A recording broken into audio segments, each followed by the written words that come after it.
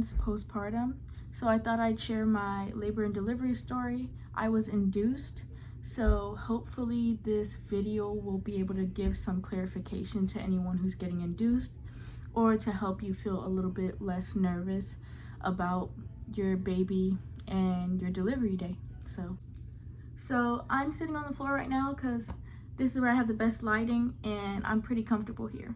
So I was induced when I was 38 weeks and 3 days pregnant due to a number of reasons. The first reason being that when I was about, I want to say 9 weeks, no, maybe like 10 or 11 weeks, possibly 12 weeks, I was diagnosed with gestational diabetes. So this means that my placenta basically made it to where I could no longer really process sugar and carbs very well. So I had to constantly check my blood sugar every 2 hours after eating, every morning when I first woke up. I had to change my diet completely.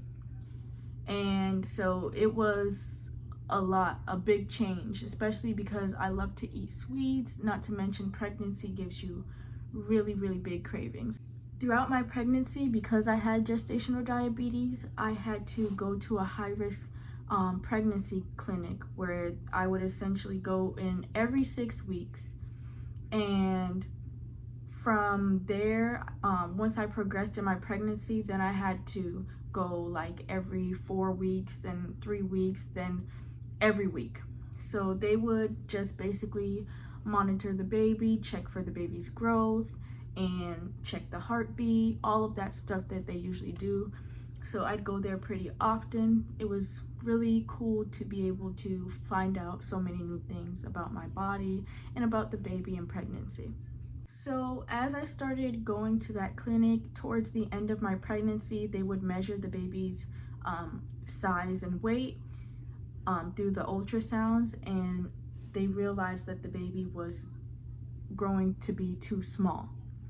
Now, usually that's kind of rare with gestational diabetes, considering the fact that usually the babies are big from women who have gestational diabetes. So that was kind of a rare case, not to mention I was doing a really good job keeping track of my sugars, making sure I ate the right things. So I never really struggled with my numbers as far as gestational diabetes, but they still said that my baby was measuring small. So they, what was it called? They diagnosed her with, or me, with IUGR, which is intrauterine growth restriction. So at 38 weeks and 3 days, my doctor said, hey, we want to go ahead and induce you just to make sure that everything is okay and that she's growing fine. So I said, okay. And from there, we set an induction date. Now, the date of the induction, I was super nervous. I didn't know what to expect. So I had to call the hospital in advance just to make sure that they had a room ready for me. They had the room, so me and my husband, we went and we got to the hospital, got in my room. The nurse told me to take off my clothes and put on my gown, and from there, it was time. So from there, we just did all of the paperwork and all that stuff that they ask you about your pregnancy and all of that. And I went through my whole pregnancy without having to take insulin for my gestational diabetes, so I was happy about that. And so basically the nurse said, hey, we're gonna give you some breakfast. After that, we're gonna go ahead and start you on some meds to get your labor started. So the nurse did warn me that the induction can take days because it is my first baby, and it could just take a very long time for the labor process to kick in. So I was expecting to definitely be in the hospital for a few days. After a few hours in the hospital, after I ate my breakfast and everything, they went ahead and gave me a medicine called Cytotec. It might go by different names, but that's the medicine that they gave me in order to, I guess, start my contractions. So they gave me that medicine. It was like a little tiny pill. It was like barely the size of a grain of rice. Like, it was very small. So I took that. They said, I think, to hold it under my tongue or something like that, so until it dissolved. So that's what I did. And so after that, they told me I could walk around to kind of get the contraction started and everything like that. So I walked around the hospital, I walked around my room, and nothing. So that was expected to happen. So the nurse went, after a few hours, the nurse went ahead and gave me a second dose of it, but it was like a double dose of what I originally took. So I took that, walked around some more, walked around my room, and then as I was walking around, I felt my water broke. Now, I wasn't even sure if my water broke or if I even peed myself, because that's literally what it felt like. Like, I couldn't tell. I thought maybe I just couldn't hold my bladder good. But eventually I realized there was more water coming out, so I was like, okay, I definitely had my water break. So the nurse told me after that I could go ahead and lay back down in my bed, and from there, it was a long journey. So after my water broke, I believe that's when they said I could no longer eat anything else, which I was fine because I was so nervous that I wasn't even hungry. So after that, it was just the waiting game. And I want to say immediately after my water broke, like within 30 minutes, the contractions started. And they felt exactly like period cramps. Like, when you hear people say that, that's exactly what it felt like. But as time goes on, they get more intense and more frequent. Just very, very, very intense. It's manageable at first, but as time goes on, it gets very painful. But as long as you breathe and, keep telling yourself that you can do it, it's easier to get by. Now, the method that they were going to induce me was called a Foley bulb, I believe, or Foley balloon, something like that, which they place a balloon up inside, and I guess they fill it up with water or something. So my nurse told me that if I didn't progress, fast enough, that's what they were going to use. So I was very nervous about that. So within a few hours, I want to say like 2 hours, the nurse came to check my cervix, and she said, okay, you're at 3 centimeters, because when I initially came into the hospital, I was 0. So she was like, okay, good news, you don't have to use the balloon. And I was very happy about that, because I heard some stories about that and how uncomfortable it could be. So after that, I just basically laid in bed the whole day trying to manage my contractions, and they would just get really intense at times. And so eventually, after a while, my nurse came back and said, hey, do you want to get the epidural? I said, yes, I want the epidural. I know some women, they don't want it, which to each their own, but I wanted the epidural because I feel like I'm not really good with pain management, but some people are. So if you don't want to use it, I suggest you go for it and try the best that you can. But me, I wanted it. I know a lot of women are afraid of the epidural because it's a big needle, but trust me, when you have contractions that are so intense, the epidural, I didn't even feel it. Like, it literally just felt like a tiny pinch, because honestly, the contractions were just very, very, very, very intense. So basically what happened was the doctor, or anesthesia, whatever doctor placed the epidural, he came in, and initially I just had to sit up on the bed and kind of straight up with my shoulders forward, and then they just placed they placed numbing first, and then they placed the needle and whatever else they have to put.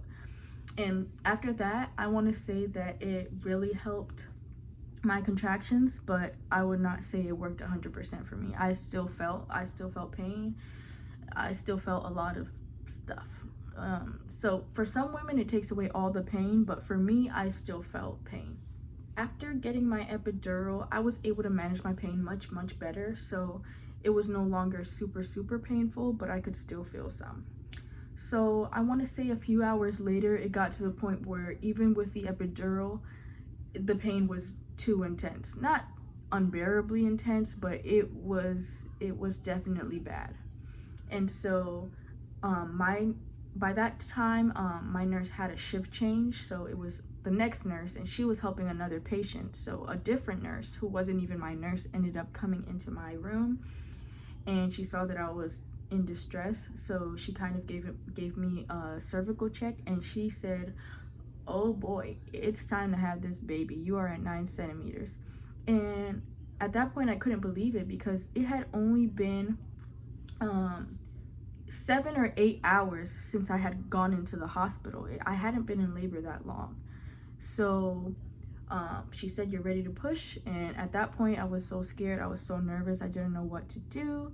Um, and it's just like, it's just such a crazy feeling.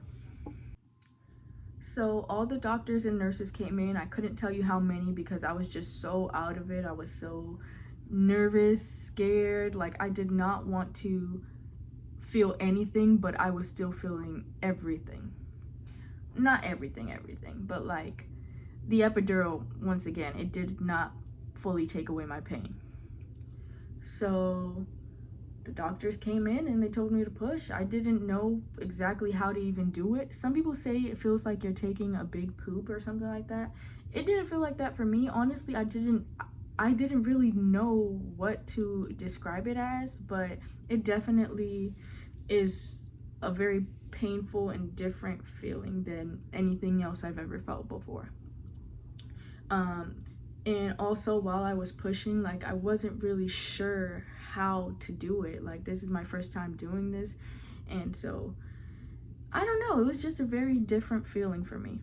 But after, I want to say, like, no more than 10 minutes, I don't know how long it was, but no more than 10 minutes of pushing, the baby was out, and it was the best day of my life, the hardest day of my life, but the best and the most rewarding. It was like, after all those months of having to change my diet, after all those months of not knowing if everything was okay, it was like, finally it was. So the baby was born, baby girl. She was born 6 pounds 1 ounce. So she did not have intrauterine growth restriction or anything like that. She was perfectly fine, perfectly normal. They also, once you have a baby, if you have gestational diabetes, they have to check the baby's blood sugar for like 12 hours or so. And her blood sugar was fine the whole time. So eventually, I think I was in the hospital for 2 days. After that, I was able to go home and everything was fine. Now, I did have a 2nd-degree tear, and that was so painful. Like, you don't feel the tear like immediately after giving birth, because I feel like the adrenaline is pretty high, so you don't really feel the pain. But I want to say that pain was really, really, really bad, and it took a while for the pain to fully go away. I want to say it wasn't until like 2 months postpartum where I feel like the pain was pretty much gone. But yeah, that tearing was not a pretty feeling. But other than that, after my, I forgot to mention, after I had the baby, they still had me on this other medicine called Pitocin, where they use it after you deliver as well, just to make sure that you have contractions to prevent hemorrhaging. So that's the reason why they used it. But other than that, everything ended up going fine. So that's my induction story. I hope this story has really helped give someone some comfort about their induction or about their labor and delivery. They're not all bad. I know not all of them are good, but I hope this one kind of gave some comfort and peace to someone out there. So yeah, thank you so much for watching. Make sure to like, comment, and subscribe, and I'll see you next time.